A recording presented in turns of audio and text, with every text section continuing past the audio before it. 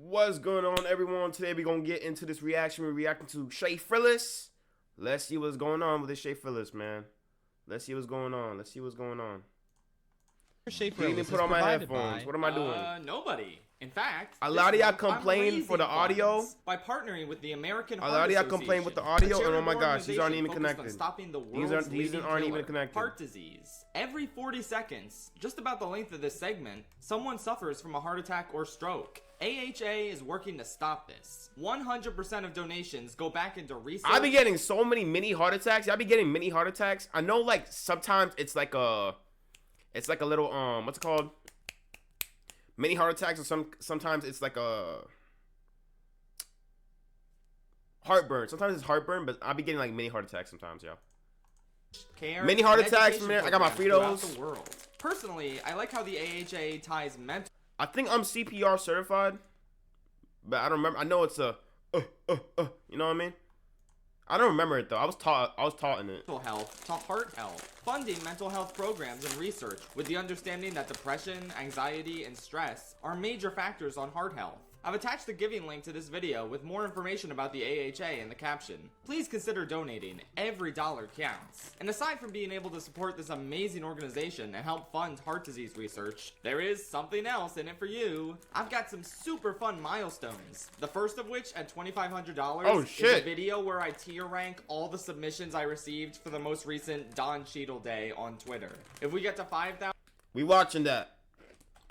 I'll add in the recent Wario amiibo in precarious situations images. If we raise 7,500, I'll do a live stream where I solo reenact the entirety of Megamind, just like I did for Shrek 2 over 5 years ago. And as you can see in this graphic, there's more. Thank you so much for donating, and now on to the video.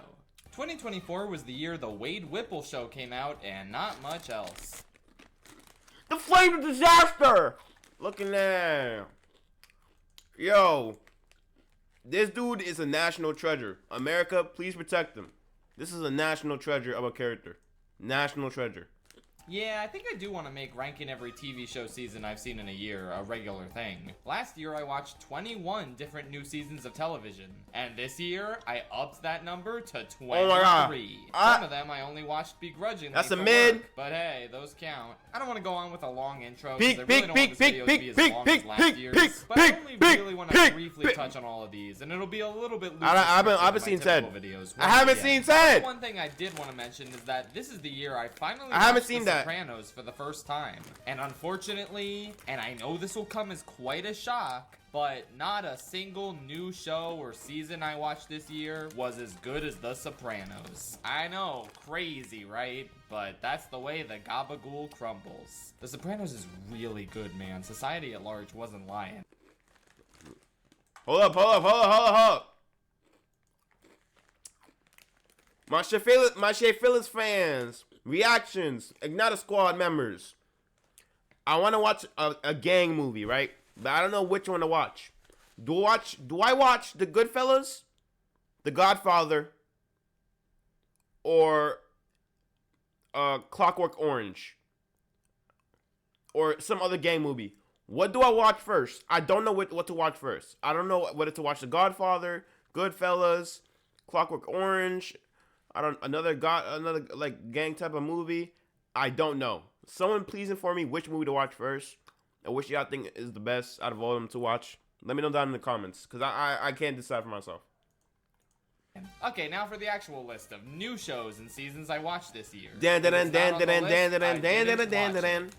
going to. Arcane fans. I had other stuff. Whoa. Megamind rules. Yeah, so unsurprisingly, this is the worst show I Wait. Watch it. And I'm not going to. Arcane fans. If it's not on the list, I didn't watch it. And I'm not going to. Arcane fans. Why?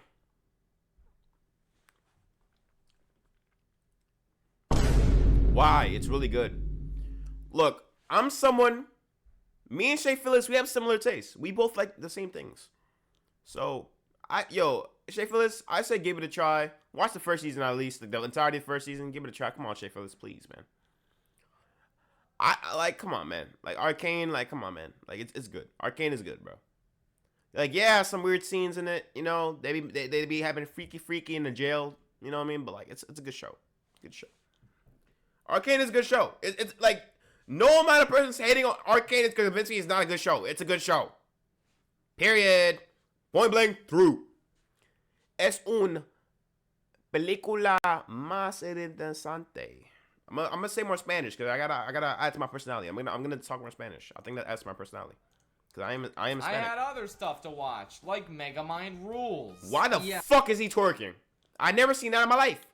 Yeah, so unsurprisingly, this is the worst show I watched this year. But if you saw my second video on it, you'll know that in the end, I really didn't think it was all that atrocious. Megamind vs. the Doom Syndicate is up there as one of humanity's greatest mistakes. But the resulting TV show kinda found its footing and voice a little bit, and ultimately ended up being a 5 out of 10 kids show. I don't know, it really wasn't that bad. I honestly disliked Season 3 of The Mandalorian more, which was last place on last year's list. Megamind Rules is just whatever. It upgraded from an absolute monstrosity to just kinda standard and unremarkable. Machiavellian's villain song is so good though, what the hell. Next up is another TV show I watched for work purposes, Knuckles. Honestly, I considered putting this below Megamind. I feel a little bad picking on that show because it did gradually improve at least. Whereas Knuckles is kinda boring, shitty wage shenanigans the entire time. Except for episode 4, which is inexplicably peak. Father, you can't leave me. I won't, son. What the never...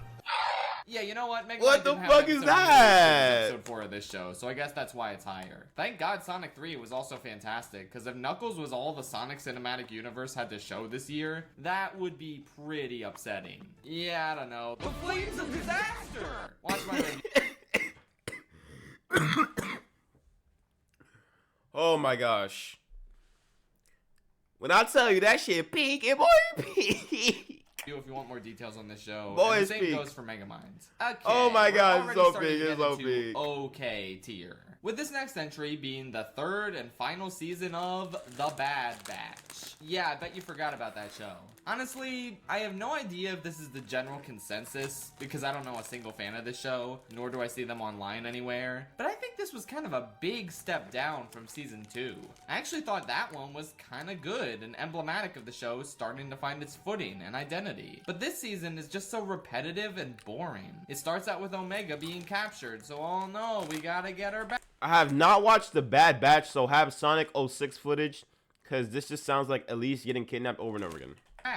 Okay, we did it. But the Empire is still after her, and oh no, they got her again! The second time in one season, so now we have to get her back. Again! That's the only conflict this show has. And through it all, the characters still aren't really that engaging. Omega is fine, I guess, and Crosshair does get to complete his arc, which is pretty solid. But Wrecker is as one note as ever, and Hunter is still completely flat and devoid of any distinct personality. He's supposed to be the main protagonist, and yet nothing sets him apart from any other clone. Which is especially rough because so many of them do have distinct and memorable personalities.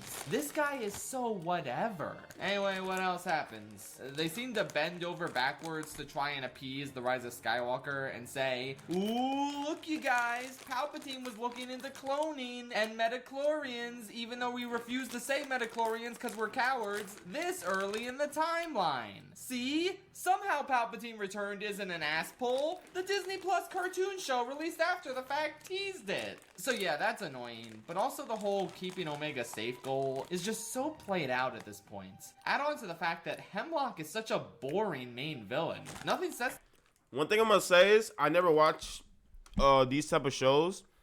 I watch all the Star Wars movies, yes, all of them. But I have not watched the Clone Wars, and I refuse to watch it. He refuses to watch Arcane. I refuse to watch the Clone Wars. It is what it is.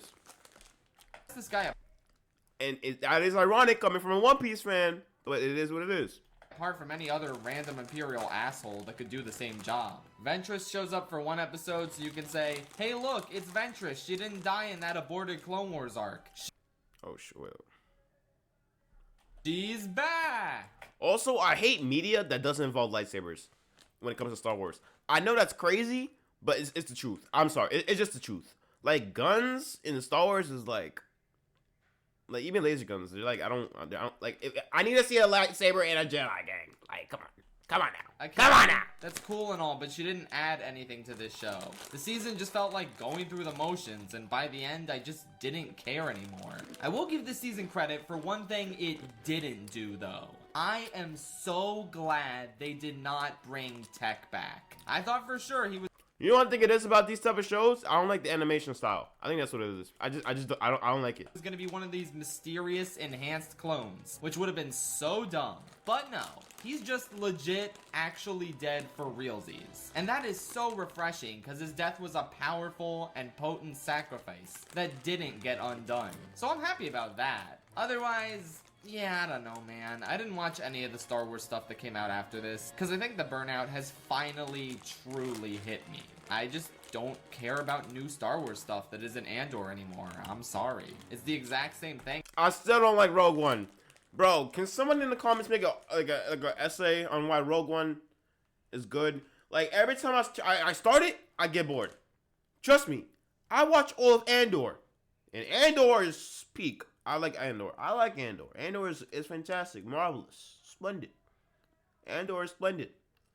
But, you know. Is what happened to the MCU for me. I'm just getting off the train now, and I'll only hop back on when I see something I'm actually interested in. Until then, I don't know, happy Life Day. This segment was way too long, we gotta keep moving. Okay, next on the list is the Netflix game show, Is It Cake? You know that meme a few years ago where people would cut into something and it turned out to be cake? Netflix made an entire game show out of that, and I watched it. I can explain. So I never actually just open a streaming service to find a new show to watch. I pretty much always hear about them through word of mouth online. I'm not gonna gamble and start watching a show if I don't already know that people consider it to be. Schaffrillas, I seen your tweet on Severance. I need a season 1 review on Severance, gang. Cause bro, Severance, I'm telling y'all, if y'all haven't seen Severance, yeah, I gotta watch it, bro. Severance is really the next big thing. It's the next big thing, bro. I'm telling y'all. Be good, since otherwise it's a potential waste of my time. Well, there are two exceptions. Me and Patrick were browsing Netflix one day, and right on the front page, we saw a show with a really funny sounding title that single-handedly intrigued us to check it out. That show was titled Squid Game. Yes, I did not need to hear about Squid Game from other people. It was our intuition that this would be a fun show to watch that led us to it. And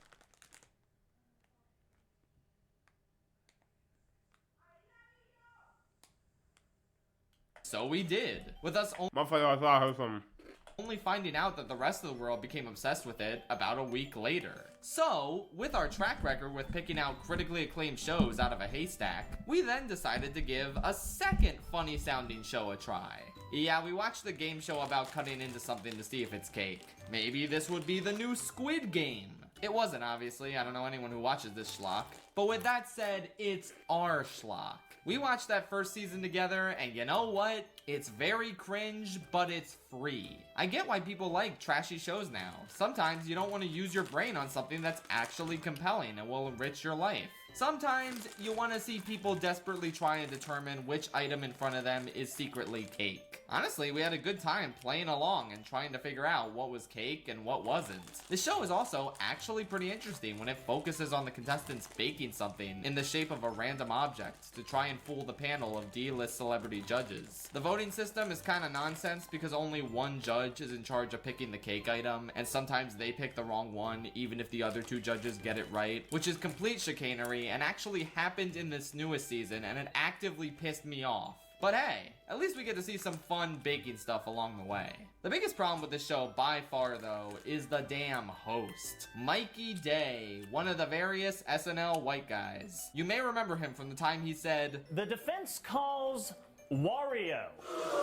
Anyway, yeah, he is extremely annoying and unfunny in this, and every time he's on screen, I am actively miserable. The show can also feel very phony when the contestants currently sitting on the bench waiting for their turn ask clearly scripted questions to the contestants currently baking, and overall it's hard for this show to escape the veneer of disposable Netflix trash that somehow got 3 seasons even though they cancel shows with legit compelling stories that will never have their ending see the light of day. But oh well, I guess. I watched this year's season 3 because maybe I was feeling a little nostalgic for a trashy show I watched with my... I ain't gonna lie, they do be canceling a lot of shows. I would never forgive them for canceling, what's that show called? That's kind of crazy. What's that show called?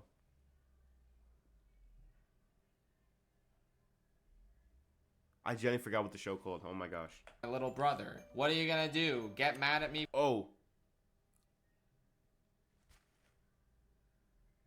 Okay, it was the show that was like a conspiracy theory show. It's like the creators of Gravity Falls who made that show.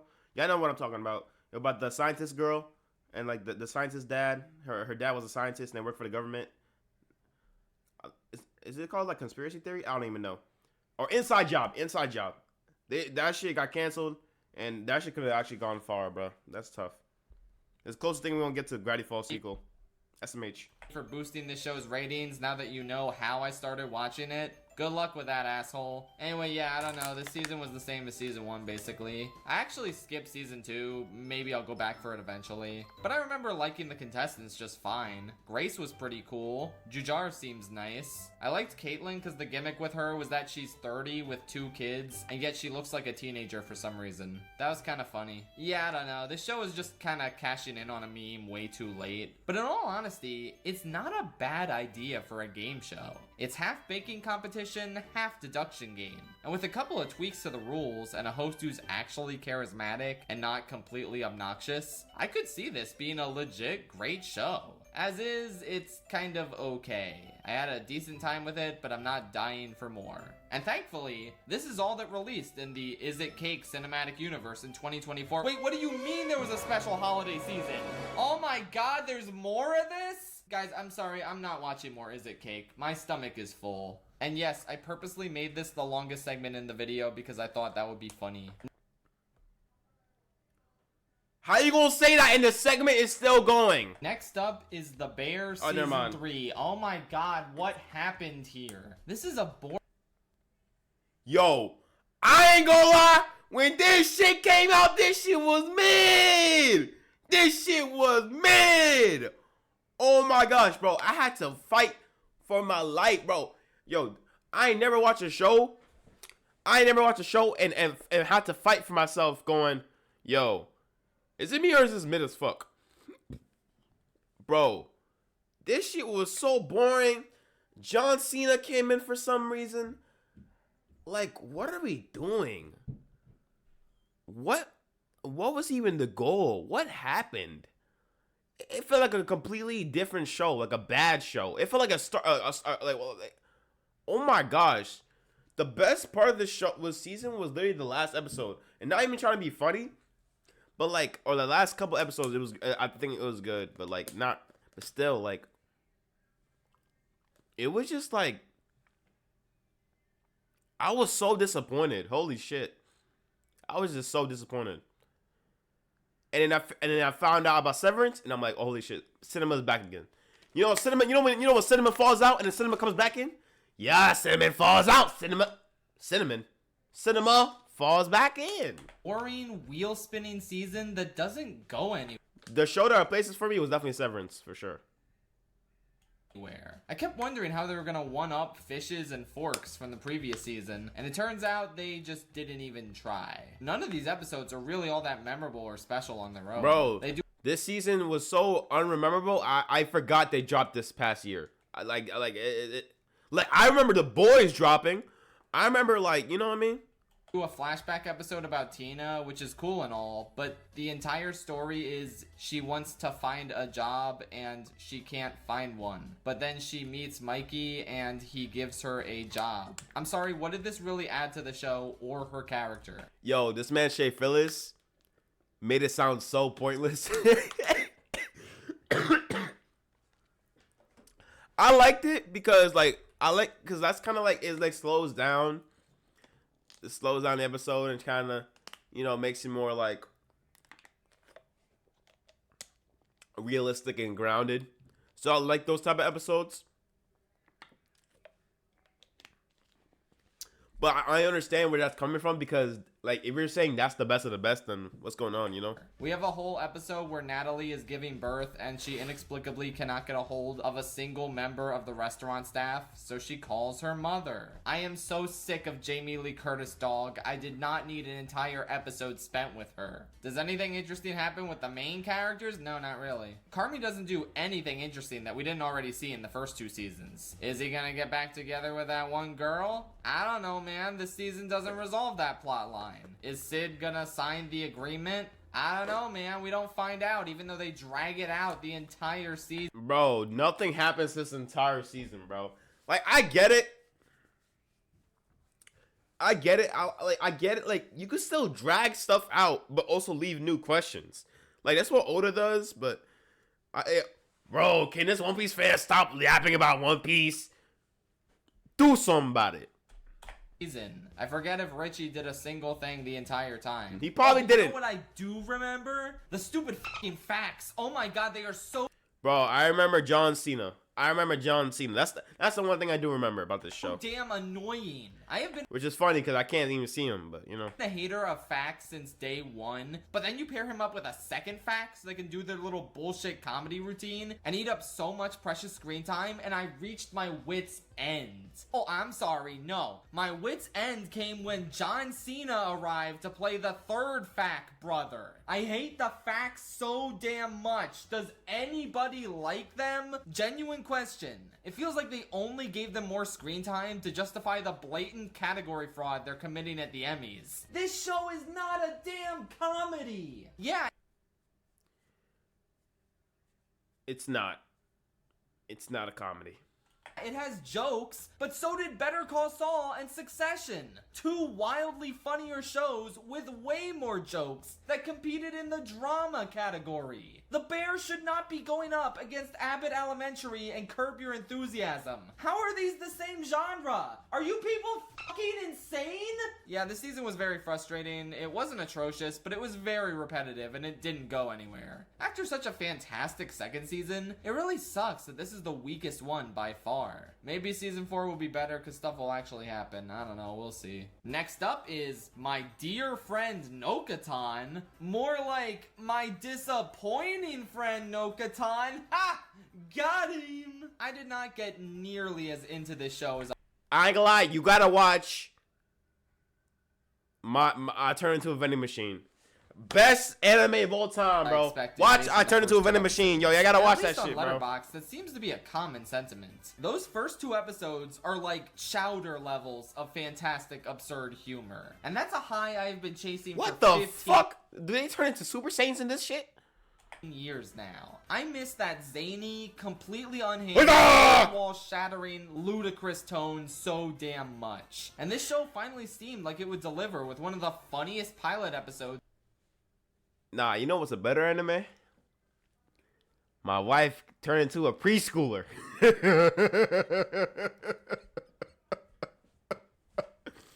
I've ever seen of any show ever. And then I kept watching, and I started laughing less and less, because it became clear that the show wasn't really interested in trying anymore. I feel like 90% of the episodes just turned into the exact same thing. Shikanoko will do something weird, and then Koshitan will say, "Shikanoko, you're doing something weird!" And then everyone in the school will say, "Wow, Shikanoko, what a great thing you're doing!" And then Koshitan will be like, "Wait, seriously? Why does everyone think this is normal?" And then at some point, Anko will say some variation of, "I wanna fuck my sister." Repeat this for 22 minutes, and there you go. You got an episode of the show. It kind of became a chore to keep watching after a while. I mean, the main characters are charming. What?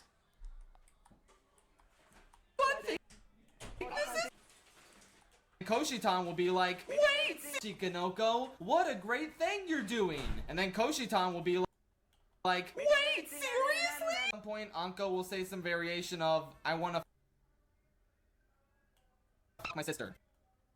Repeat this for 22 Bro, minutes what? and there you go. You got an episode of this show. It kind of became a chore to keep watching after a while. I mean, the main characters are charming enough, and Shikanoko's antics would often get a slight chuckle out of me. There are plenty of decent moments here and there, but overall it just became too repetitive and predictable for it to maintain that excellent comedic charm it started with. Oh, and the narrator sucks. He was literally never funny once, and he just kept repeating information that was blatantly obvious. I know the Kaguya narrator can be a little bit overbearing sometimes, but damn it, at least he's actually funny. Whatever, this is fine. What's next? We now got Fairly Odd Parents: A New Wish. I remember when this first came out and the cartoon community was going crazy for it. Oh, it's the best reboot we've gotten in years. Oh, it's a vast improvement over the original. It's one of the greatest shows of the year. I think it's fine. Yeah, it's nice. It's likable, but I don't think it really holds a candle to the golden years of the original. I think a lot of Timmy people was really an Irish fixated on the kid, fact that and it no does one fix a lot of the understands. Mom and Dad and Vicky always giving him demands. original show's flaws. Mainly, Cosmo and Wanda actually love each other in this one, and they don't place Wanda in the stereotypical,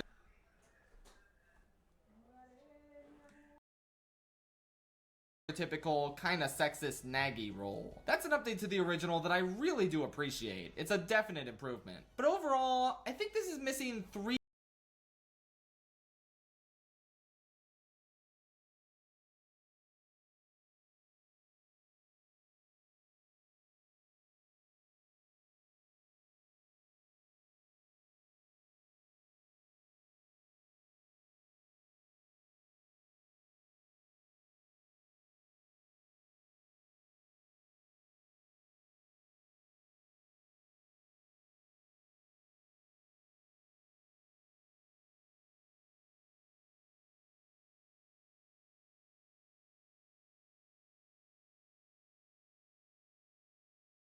Please tell me y'all were able to see the entirety of the thing. Okay, I'm guessing y'all were able to. things that made the original series special. First, Timmy it just isn't was as an funny. average You gotta guy understand, that didn't Ultimate Fairly Odd undergot. Parents is like one of the funniest cartoons I've ever seen. It's got a ridiculously Fairly Odd good, Parents! memorable group of side characters, some actually good reference humor, and its cynical edge really works in its favor comedically. My dreams were shattered years ago. How many years ago?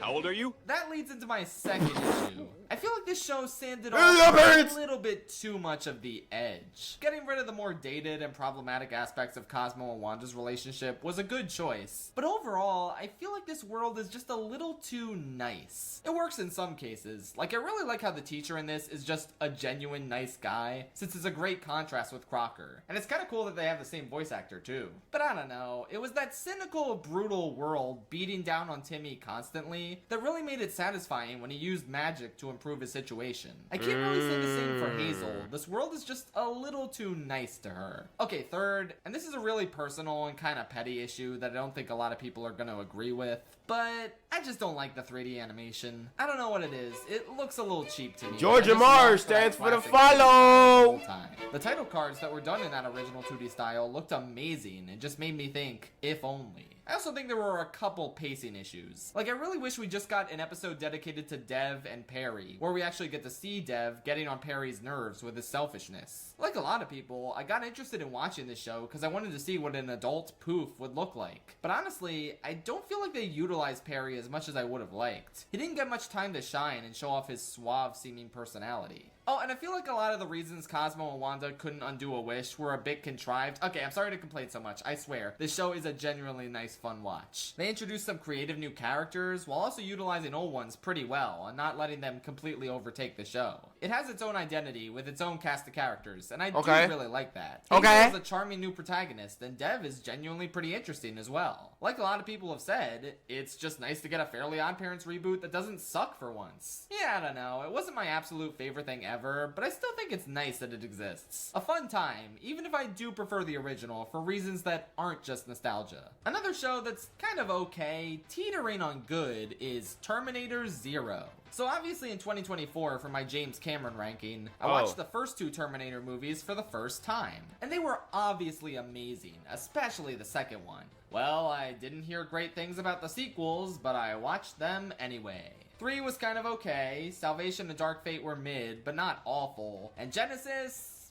well, it was better than The Rise of Skywalker at least. Coincidentally though, this year also marked the release of a Terminator anime, one that I actually heard good things about, which is stunning for a post-T2 Terminator project. So I watched it, and I mean, it is the best Terminator thing since T2, but that's not a very high bar. The show is absolutely at its best when it's just this one scientist talking to Kokoro, an AI system he created to counter Skynet. The conversations they have are genuinely really interesting and well done. Definitely the best parts of the show. Huh. But I'm kind of mixed on every other character. I think these kids are kind of annoying. Misaki is kind of underwritten. Eriko is pretty forgettable. The actual Terminator in this is completely sauceless, and kind of the weakest part, considering he plays second fiddle to a much more interesting antagonist. Overall though, the stuff with Malcolm and Kokoro really carries. I like how he said There's sauceless. some Man said he had no reveals in the aura. latter half of the show. A bit of a mixed bag, but I do think there's more good than average stuff. And not really anything that bad, which is a damn miracle for this franchise nowadays. It really helps that this show has its own set of characters and doesn't try any John, Sarah, Kyle, or Arnold related shenanigans. It slots into the established canon nicely enough and doesn't mess anything up,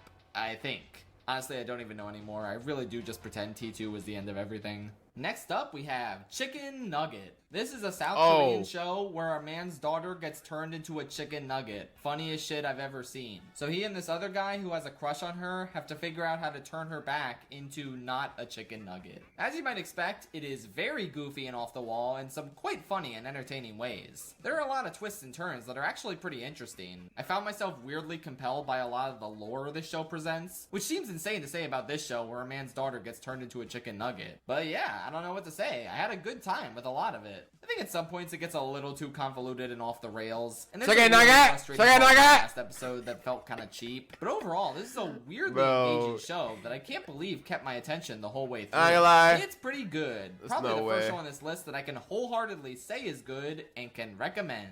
Next up is A Man on the Inside, from the creator of The Good Place and starring one of that show's lead actors, Ted Danson. The Good Place is one of my absolute favorite shows, and while this one isn't nearly as compelling or ambitious, it's just a nice, cute watch that similarly makes you feel good about humanity. It's about a retired widower getting hired as a private eye to infiltrate a retirement home and find a stolen necklace. But this mystery aspect doesn't really matter too much. Really, it's just a nice story about this guy getting a new purpose and lease on life after losing his wife to Alzheimer's.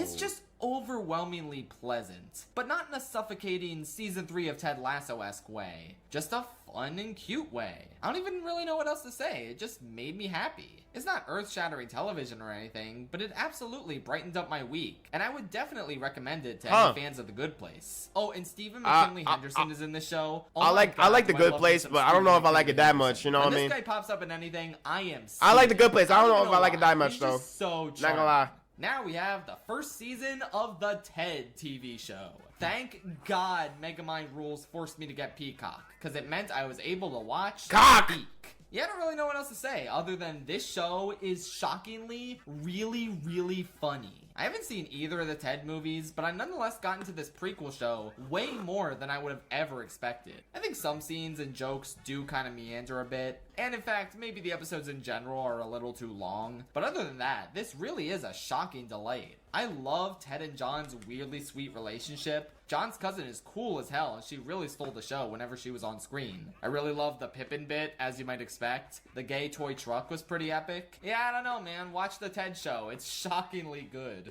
Now we got season 2 of My Adventures with I did not watch that. Personally, I thought this was a solid step up over season 1. The writing just feels a lot more confident, and the overarching thread of this season is pretty damn interesting. Brainiac is a great villain here. His voice is super unique and sinister, and he does a great job at really putting our heroes on the ropes. Kara is a great addition to the cast. I think her relationship with Jimmy is super adorable. I find the relationship stuff between Clark and Lois to be pretty interesting and well done. The gag with Jimmy becoming rich off of Flamebird and slowly losing his money over the course of the season was pretty good too. The only thing I'm maybe a little bit mixed on is just this twink version of Lex Luthor. Like, I don't know, man, I just look at him and I laugh. I think it's cool to show how he got his start and watching him manipulate people into hating Superman. But at the same time, I don't know, man. He's just a little twink. I mean, look at him. I don't know what else to say. But yeah, overall, I was very pleased with season 2 of this show. It really ups the ante and overall quality. I'm about to pass. This I'm about one to pass. was really good, and I can't wait to see what else this show has in store next season. And just barely missing out on the top 10, we have Smiling Friends Season 2. I like Smiling So I talked Friends. about each episode individually in my Smiling Friends ranking, but as a package, I have to say, I feel like this season was a lot more inconsistent than season 1. It's not just the fact that I thought 3 of the 8 episodes, those being The President, Boss Finding Love, and Aliens ones, were on the relatively weaker side. I also just mean it in the sense where the season kind of loses the plot a little bit. It feels like there were just way less episodes about the Smiling Friends actually going out to make people smile. Which is kind of the expertly malleable premise of the show that we all fell in love with. I don't know, these characters are obviously hilarious in any scenario you put them in, but I really wish there was more actual smile stuff going What's his name? on. Aside from Wembley? those minor issues, Wembley? though, yeah, this season was great. Wembley? The Gwimbly and Allen Wembley. episodes are some of the show's all-time best, and there were so many hilarious and quotable moments sprinkled throughout this entire season. Yeah, I don't know, what else do you want from me? I talked about all the episodes. I'll do the dance for the dollar. Overall, I think season 1 was slightly better. I forgot how to do it. I forgot how to do it. I forgot how to do it. Moving right along to the top 10. At number 10, we have Gentry Chow versus the Underworld. I'm honestly surprised this ended up ranking as high as it did, because when it started out, I liked it fine. It was cute, seemingly aimed at a younger demographic without having stellar enough writing to make up for that. But the more the show progressed, it started getting a lot more engaging, to the point where I was dying to see what happened next at the end of each episode. It's got an absolutely amazing art style and some really cool and interesting characters. Gentry is a fun protagonist, and I really like how there's a lot of legitimate conflict between her and her grandma, who does a lot of shady and questionable stuff that the show acknowledges and examines. I really like her friend Michael, and especially Kit. His story is super interesting, and he's probably my favorite character. I love the stickler vice principal. What they got who's all going on about in the Gentry's show? Case, as a result of a pretty interesting and subversive narrative choice in the first few episodes. The action is cool, and there's some decently creepy imagery that really makes the show stand out. It definitely started feeling a little more geared towards teenagers like a typical action anime. And that's pretty cool, because there isn't really a lot of American animation aimed towards that demographic. There's only a few things that kind of bugged me. First is, I think the little demon sidekick is a bit annoying. I'm starting to notice Bowen Yang more and more isn't quite doing it for me in the stuff he's in. Like in Wicked, I thought he had some funny lines here and there, but then he just kept getting screen time. I swear, it feels like he has more screen time than Bach in that movie. And eventually the shtick started to wear thin. It's kinda similar here. I just don't find his character funny in this. A decently valuable member of the team, who I don't hate or anything. Like I said, he's only a bit annoying. I kinda feel like Bowen Yang is starting to head in that James Corden Aquafina direction of overused hack fraud. He's not there yet, but I really need him to start showing more acting chops soon and vary up his style of humor. Grammarly isn't just a spell check or grammar check. It's an AI writing partner that helps students and individuals like I'm trying to watch the GOAT. And Grammarly helps Trying to watch the GOAT, man. polish the emails, prove Trying to mistakes, watch- and they trying to also watch got the this GOAT. amazing AI. The other thing with this show is you can very easily tell that thanks to Netflix's love of prematurely canceling shit, they crammed 2 seasons worth of story into just one 13-episode season. And that sucks. It's obviously not the creative team's fault, and it was a great call to conclude the story while they had the chance. But yeah, you can very easily tell which of these episodes would have been the season finale, and which one would have been the start of a much longer season 2. I also feel like this affects the pacing earlier on as well. Like, Gentry is supposed to have this friendship with this other girl that never really gets off the ground, because we barely see her due to the show having to move at a somewhat breakneck pace to get all of its plot in. This show, but on a platform that actually valued storytelling and allowed them to naturally continue their story, would have been peak. As is, it's honestly really great though. I would highly recommend checking this one out. In the number 9 spot, we have Shogun. So this is kind of the belle of the ball of 2024 TV. Okay. I was excited for this. I was actually excited for this. They said it was going to be on some Game of Thrones level.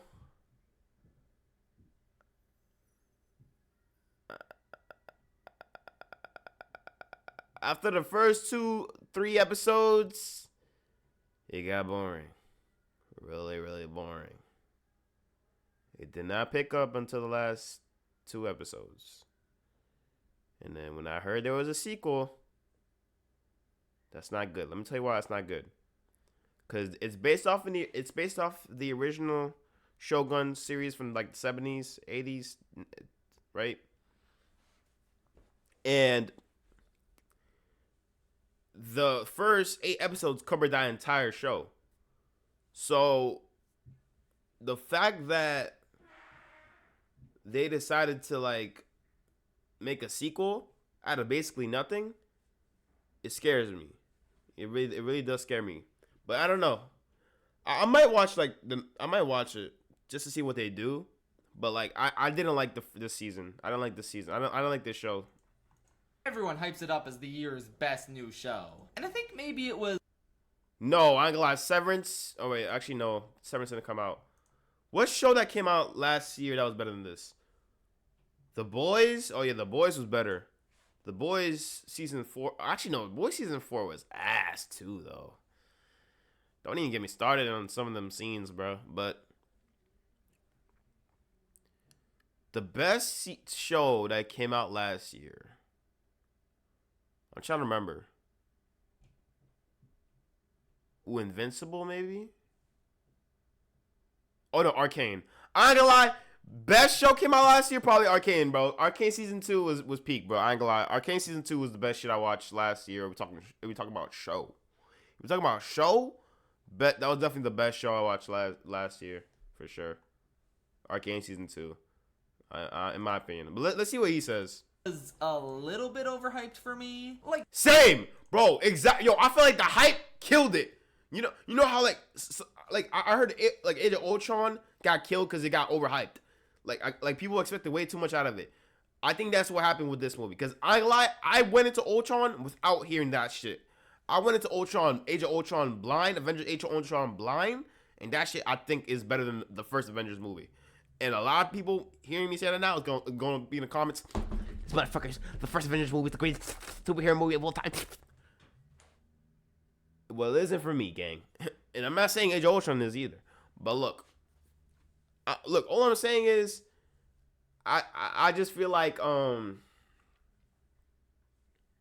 that's what I feel like, man. It's just what I feel like. It's just what I feel like. And this was definitely overhyped, bro. This was so overhyped. So overhyped, bro. I should have, cause no, when this shit was about to come out, I researched. Yo, don't stop researching a show. Just watch it, bro. I was researching the show before it comes out. I'm like, oh my god, wait, bro. I did so much research on this show, and they made a video essay on it, and it got no fucking like clicks or anything. But still, like, cause I thought it was gonna be the greatest shit ever. This shit was not the greatest shit ever. Holy shit, bro. It was good, but like. Yeah, don't get me wrong. It's really, really good. I was always intrigued to see what would happen next. I love the performances and the stunning sets and cinematography. Anna Sawai in particular is so damn good as Lady Mariko. Her story arc throughout the show was really compelling and definitely my favorite part of it. It is very interesting to see all these characters manipulate each other in order to advance their standing. I enjoy the romantic tension between Mariko and White Guy. Seeing White Guy try and navigate and adapt to the culture of Japan is interesting. It's a great show, but it didn't really hook me quite as much as, say, last year's Blue Eye Samurai. I guess I was expecting a little more action at some point, and while the interpersonal drama is good, it's not the all-time best.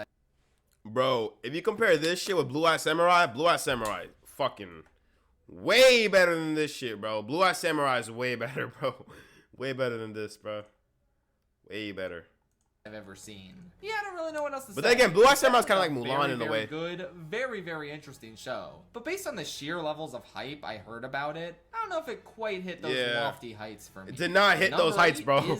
It did not hit those heights. I'm kind of shocked that this show didn't get nearly as much attention as Shogun. It was co-created by the iconic South Korean film director Park Chan-wook, who directed the first 3 episodes, and it features Robert Downey Jr. playing 5 different antagonists in various episodes, who all all kind of represent the evils of America. Sandra Oh is in this too, and she's fantastic. And the story about a Vietnamese spy forced to flee to the US at the end of the Vietnam War is super interesting. Hoa Zuande gives an amazing central performance, and really, so does the entire supporting cast. I really don't want to talk about Robert Downey Jr. too much, since the show has a lot more to offer than just him, but wow does he kill it. His performances in this show are better than his Oscar-winning role in Oppenheimer, honestly. This was another great indication of the prestigious career he seemed to be heading towards until, well, you know. I really liked the movie set episode and the way it satirized Hollywood directors of the time, not to mention how tense it ended up becoming. Park Chan-wook also goes nuts with the directing in those first 3 episodes, to the point where his absence in the second half of the show... I like how their eyes look. The shots aren't quite on the same I like how their eyes look.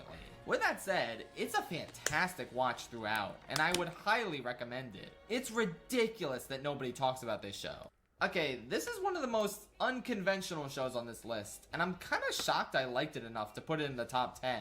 But next up is Everybody's in LA, the Netflix late night talk show hosted by John Mulaney. This show came out at the perfect time for me because it literally started airing a week after I got back from visiting LA for the first time. I've never mentioned this before in the past year, but I was actually there because I got invited to Matt Pat's retirement party. It was a really fun time. How? He was a super nice and down-to-earth guy IRL. With that said, I genuinely don't know what happened with the Freebirds collab we were supposed to do. I think maybe he forgot because he's busy with a lot of stuff. To be honest, I genuinely don't know how to get a hold of him. Matt Pat, I don't know if you're still watching my videos, but I'd be down to do a musical theater related collab like you mentioned. Just shoot me an email if you want. Anyway, all of this is to say, LA was super cool. I didn't expect it to feel like a large, sprawling town, completely unlike the densely packed, walkable, grid-based New York and Chicago that I'm used to. I saw the Griffith Observatory, the Walk of Fame, Universal Studios, cha-ching, the, quite frankly, overrated Hollywood sign. I mean, they don't even light that shit up at night. I know it would be a waste of electricity, but hey, even the Shrek 2 version of the Far, Far Away sign is lit up at night. True. Anyway, I was obviously very LA pilled, and fortunately, all I'm gonna say is New York is still the GOAT city. I don't follow a lot of comedians. New but I'm York kinda is down for the anything city, bro. Mulaney It's does. the city. He's just so funny. GOAT city, GOAT like, city. His voice is the funniest voice in the world to me for no reason. Imagine talking like that. You can really feel an endearing sense of earnestness oozing from this show, and the random, arbitrary LA-related topics he assigns to each episode. Like, one of them is about palm trees, and he talks to his guests and callers about palm trees, and why LA planted them there in the first place, since, you know, they're not actually native to California. It's a surprisingly informative show, on top of being super funny. A lot of that comes from Mulaney, and the great selection of guests, except Jerry Seinfeld, he was dead weight. But I think the real scene stealer here is Richard Kind, who's kind of a goofy little sidekick doing his own antics in the corner. Oh yeah, I should probably explain this in a way r/Schaffrillas would understand. So John Mulaney is Jack Horner, and Richard Kind is Bing Bong. As you can imagine, their voices are very funny. I also love the bits with these little delivery robots. One of which I saw somewhere in the city. I didn't get a picture of it though, I forgot. Get ready to defy expectations with Optimum's 100% fiber internet network. I ain't know that, gang. Fastest and most I reliable gang. internet. Tap into I the got ultimate gang. I got gang. I got Yeah, overall, this is a very I got structured talk show that I had an absolute blast with. I would love for them to do it again. I ain't gonna lie, I did not know that. Number 6, we have Dan to Dan Season 1. So if Shogun was the belle of the ball in terms of American live-action television, Dan to Dan was certainly the belle of the ball in terms of anime this year. I kinda don't have much to say about it, because everyone has already said every good thing about it, and I agree. Yeah, I think that thing in the first episode is kinda weird, and it makes it really hard to recommend this show, but once you get past that, it's peak. So consistently funny and off the wall. I love the main characters and their relationship. The first episode is the weirdest thing about the first episode is like it's very like this. Oh my, what's going on with my green screen, bro? Holy, I gotta like tone this shit down. Hold, let me change them. Hold, I gotta change my green screen. There you go. What I'm gonna say is like Danon is like a really hard anime to get into if you're not already into anime. Like, you need to at least watch like one anime that's not Danon to get into it, cause like Japanese culture, they treat like the whole like naked shit, like naked like kid clothes shit like normally. I'm not saying, like, you know what I mean. So that's why it's like weird. Like, oh, I'm gonna like it's very weird. Like very like I don't know. Like the whole like it just feels weird. You know, like someone wrote that, like drew that whole thing. So I can see where he's coming from. I'm not trying to like be in defense of Don. I think it's like one of the lesser new gens. But we talking Sakamoto days, Bachiakuta, or Gachiakuta, and Bakura Rakaba, and Sakamoto days. Then that shit is like top 4, bro. But it's still good though. I love the hot grandma. I love the little Yzma cat demon. This show is breezy, silly, and fun before hitting you with the biggest fucking gut punch imaginable. That shit was sad. That shit was so episode. sad. I don't even know what else to say, man. This show is honestly really awesome. I think at this point, I'll just watch anything Science Saru gets their hands on, because their style of animation is just so fluid and gorgeous, with this being no exception. Number 5, baby, we have the Penguin. Honestly, go show. Even though I enjoyed the Batman, I didn't really care that Ooh, much actually? about the spin-off before release. It just kind of felt like they greenlit it as a cash grab movie tie-in for Max. And after Paramount kind of shot the bed with their cash grab movie tie-in, I was kind of worried that this would be a similar level. Yo. I ain't gonna lie. Nah, I still got Arcane Season 2, bro. I ain't gonna lie. Penguin was really good. Bro. Penguin felt like on some gang shit. You know what I mean? On some like mafia type of timing, bro. This shit was fire. Of quality. Thankfully, this is nothing like the Knuckles show. It is a lot like The Sopranos, and initially, having just come off that show a few months prior, I was like, oh, that's cute. He's a comic book version of Tony Soprano. He has a strained relationship with his kind of evil mother, like Tony Soprano. He's a mob boss, like Tony Soprano. I thought the first few episodes were fine, but having to constantly compare them to a show that was better in almost every department was a little unfortunate. Thankfully, this show is not Sopranos light by the end. It gradually morphs into its own thing, and it is just so damn exciting and compelling. There's a major uptick in quality starting in episode 4, which is centered all around Kristen Miliotti's character, Sophia. And it is just a phenomenal episode of television, anchored by a phenomenal performance. She steals the show, which is crazy because Colin Farrell is also giving one of the most incredible comic book performances I've ever seen. It's ridiculous that that's him underneath all that makeup. One time I was showing my friends the Banshees of Inisherin, as you do, and I told them, oh, by the way, that's the guy who plays the Penguin. They thought I was talking about Brendan Gleeson, and I gleefully told them, no, I'm talking about Colin Farrell, actually. They couldn't believe it, because, yeah, quite frankly, I can't either. Anyway, yeah, this show is fantastic. Seeing all these factions go to war... Yeah, you're doing me, huh? A lot of people That's him the entire freaking freaking single show. greatest attribute is the fact that they do not make you sympathize with Oz at all. He is a monster through and through. And there are 2 scenes in the latter half of this show. 2 things he does, one in a flashback and one in the present, that simply had my jaw on the fucking floor. The sheer audacity to depict your main character like this is astounding, and I think it deserves to be applauded. Bro. Spoiler alert. Skip like 5 minutes. Spoiler alert, okay? What I'm gonna say is, when he left his brothers in that fucking when he left his 2 brothers in that sewer, bro. Kids are not that dumb. Yeah, kids are dumb, but they're not that dumb, bro. Kids are not that dumb, right? He knows there's a high chance of them like getting stuck there. He knows they won't get out of there. That's why he locked them up. He know exactly what the fuck he was doing. Does that make him an idiot? No, that just makes him mentally insane. Penguin was mentally insane. And then what he did to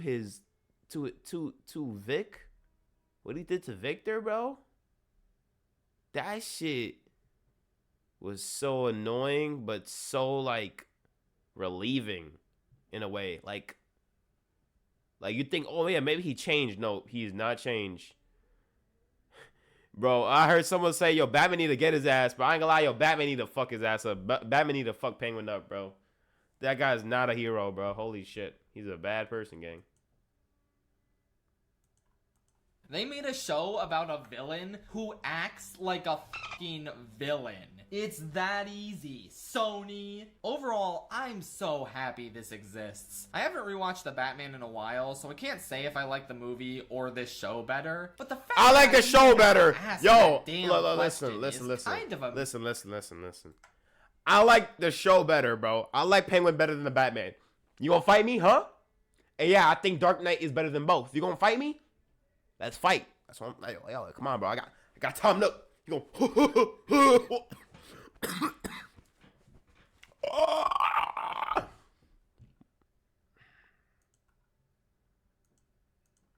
Miracle. If you love the Batman, or hell, even if you haven't seen it, you owe it to yourself. You don't gotta see the Batman to watch this. It's incredible. Now at number 4, we have the last 4 episodes of season 2 of Invincible. Okay, yeah, the mid-season break was really, really stupid, but I'm not gonna act like that impacted the quality of these episodes. They're fantastic. Once again, this show proves to be one of the most subversive stories I've seen in quite a bit, stunning me with ridiculous twists at every turn. The way that Lizard League shit went down had me on the edge of my seat, and I was shocked at the way the Angstrom-Levy stuff played out. Such a potentially narratively unsatisfying decision, and yet such an important thematic development that made perfect sense in hindsight. The pacing and tone of the episode maybe felt a little bit off due to all the different dimensions Mark rapidly cycled through, including the legally safe knockoff Spider-Man one, but it was still great overall. The convention scene was very cute. I got weirdly wrapped up in the crumbling of Mark and Amber's relationship, even if I saw the outcome coming from a mile away.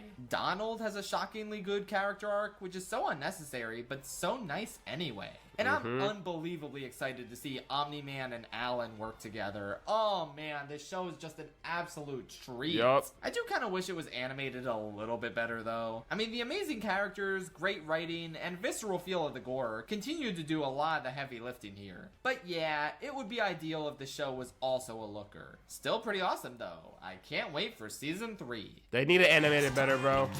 Please animate the show better! That's all I gotta say. All I gotta say. All I gotta say.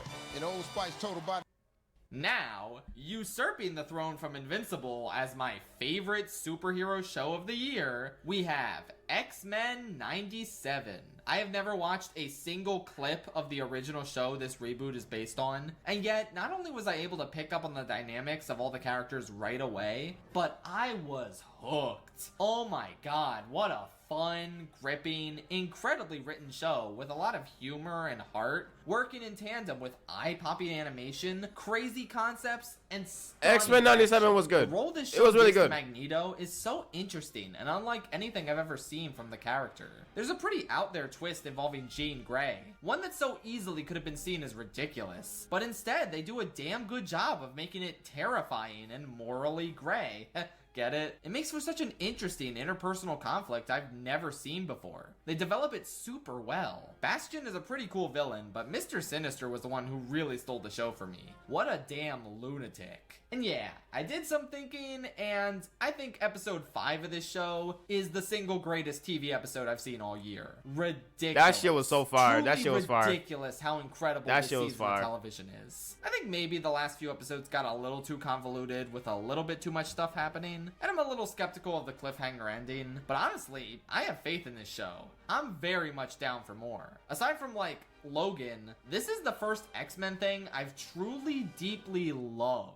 I would recommend it to anyone. You don't even need to be an X-Men fan. You don't. Please check this one You really out. don't. It's really something special. Alright, now for our number 2 show. And this is something that I can guarantee that nobody in my entire audience has ever seen before. Hell, it's unlikely any of you have even heard of it. So, I don't watch the Emmys, but they still have value to me as an institution because they put the most recent Best Comedy winner on my radar. Something that managed to beat The Bear in its bullshit category fraud. This show is Hacks. Hacks is about a famous older comedian teaming up with a younger comedy writer who helps relaunch her career. They absolutely despise each other at first, but they begrudgingly recognize that they bring out the best in each other creatively. And so they continue working together until gradually, as the show goes on, they actually start forming a legit bond. It's a very funny, yet also very heartwarming show, and I kind of love it. Right from the start, it's just been absolutely excellent. Aside from a couple of annoying characters. There's this young manager guy who's usually pretty funny, but sometimes he gets a little grating with the weird Jerry Seinfeld impression he does. I don't even know if that was intentional, but it's like, okay, dial it back a little bit. And he has an assistant who's just kind of insufferable. Like, I'm sorry, I really could not stand her. She sucks the air out of every scene. But fortunately, the main two characters are brilliant, their chemistry is fantastic, the performances I ain't watching it. The writing I ain't watching it, coach. I could not put this show down. For the I ain't purpose of watching this it, coach. video, We're here to talk about The fuck? season I ain't watching 3, that which shit. aired in 2024. The fuck? It's basically just as good as the rest of the show. Woman in the show?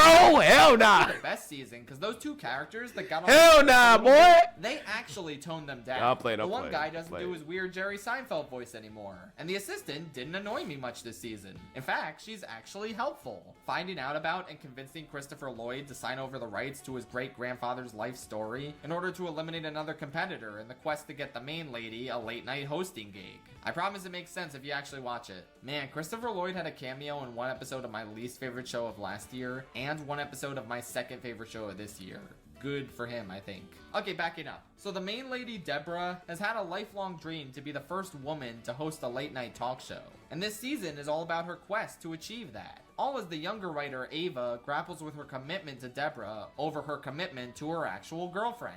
By the way, she's bisexual, I forgot to mention that. This season is focused, it's witty, it's funny yet sad at the same time. I also really love the fact that there's clear progression in Deborah and Ava's relationship. Like, instead of keeping it stagnant and having them be mean to each other for the sake of the status quo, no, they legit respect each other now, which is awesome. There's one episode where they get lost in the woods together and they name drop the King of Prussia Mall, which is pretty based. I love the King of Prussia Mall, you guys. It's so cool. I don't really know what else to say. This is just a surprisingly fantastic show. One of my absolute favorite comedies I've seen in years. Do yourself a favor and check this out. I mean, I can't think of any higher praise than I liked it better than Dan to Dan, Invincible, and X-Men 97.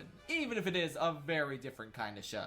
Alright, we have finally reached my #1 favorite show of 2024. And I'm gonna be completely honest. Oh my god, what is it? What is it? What is it? Complete shock to me. I started watching the show because it looked cute. Arnold? Like, I just put it on a whim because I saw some discussion and memes about it, and the concept seemed very cute. Succession? And then I got Succession? way more hooks than I ever could have possibly Succession? imagined on it. My #1 favorite Severance, show Severance, of Severance, 2024 Severance? is Delicious in Dungeon. Even saying that, I'm just like, Cut it. Cut the ow. cameras, cut the I mean, cameras. to be fair, it didn't have to compete with the hard hitters of Succession and Blue Eyes. I'm going out the door.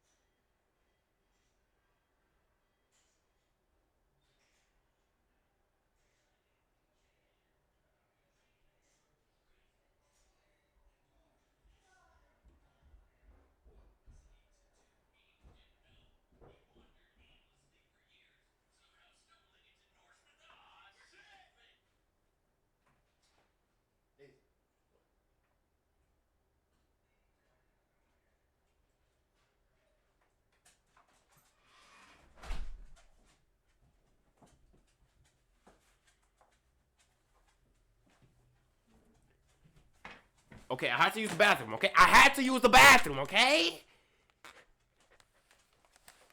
Ignitah uses the pee-pee room.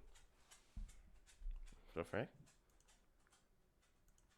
Samurai from last year. But even so, it just looked like a cute dungeon show where they eat food and talk about food. Haha, that's a nice adorable gimmick. And at first, that's what it seems like. The characters are likable, they go on their little quest to get this guy's sister back after she gets eaten by a dragon. Don't worry, she'll get better, maybe. And they cook food. That's it. That's the premise. It kind of seemed like it was just going to be Restaurant to Another World again, where they just have a fantasy aesthetic as dressing for the main focus of the show, which is food porn. Turns out it's the opposite. The food porn is just the aesthetic, the gimmick to hook you in. In actuality, this is one of the most detailed and interesting fantasy worlds I've seen in an anime in quite a while, with some incredibly endearing and surprisingly layered characters in terms of their backstories and how they interact. I could not believe how attached I got to this party of goofballs. Laios's infectious enthusiasm for monsters and cooking them up, Senshi's expertise and sweet concern for the well-being of everyone around him, Chilchuck's... Actually, I don't really care about Chilchuck that much. And Marcel. Oh my god, my queen. She's such a lovable girl failure. Her pigginess is so cute. Her internal conflict over the use of dark magic is super interesting. Oh man, she's so great. I could legit just watch these four goof around in the dungeon cooking delicious meals forever. But on top of their great camaraderie and individual moments to shine, we also get to experience so many unique and cool concepts this dungeon has to offer alongside them. I am so jealous of this show's creativity, and I don't even want to spoil any of the ridiculously fun encounters they have. Nor do I want to spoil that one thing that genuinely took me off guard towards the middle. Man, I don't even know. This video is going on for long enough, and I want to go to bed, so I'm just gonna stop talking. The onus is on you to watch Delicious in Dungeon now. I am no longer asking. It is fun. It is riveting. I love these characters more than most of my family members. Go watch it. Okay, before I sign off for real, out of all 23 of these shows, here are the top 5 opening theme songs. I was gonna rank all the theme songs as a little bonus, but then again, most of these don't even have theme songs, just little jingles. Hacks doesn't even have anything. The title of the show just randomly appears in each episode, with no musical fanfare whatsoever. Dude, half the reason to make a TV show in the first place is to have a banger theme song. I don't know why you would go through all the trouble to make a show and then squander the chance for a cool OP. No theme song? So with that said, here are the bangers of this year. First of all, honorable mention to Megamind Rules, because the theme song is indeed the actual best part of that show, aside from Machiavellian's song. Number 5, Fairly Odd Parents, A New Wish. A really catchy and fluid reworking of the original theme song. I still like the original theme song better though, sorry. Number 4, X-Men 97. Pulpy, comic booky, and super exciting. If I saw this on Saturday mornings as a kid, I would shit myself every time. Number 3, My Dear Friend Nokatan. Honestly, this is also the best part of this show. Ridiculously catchy, bouncy, and off the wall. I like the Chibi Japan and the Dark Souls reference. Haven't seen the show itself in months, but I still listen to this song every day. Number 2, Gentry Chow. This one goes nuts. It might be the best theme song for any Western animated show I've seen in years. So fluid, so exciting, incorporating pretty much every major character and aspect of the show. This is the stuff dreams are made of, and I'm furious that more Western animated shows don't aspire to its level of awesomeness. And the number 1 best intro of the year is Dan, obviously. Like you knew that already. The coolest, most unique, most striking anime OP I've seen in a while. Go watch a video analyzing it or something. Or watch the damn thing itself. I don't know, man. I think this one's pretty self-explanatory. It has a big crab in it, and for some reason, I really like big crabs. Anyway, yeah, that's the end of the video. See you next time for the best movies of 2024. Sonic 3 will tragically not be on that list, but I hope you enjoy it anyway.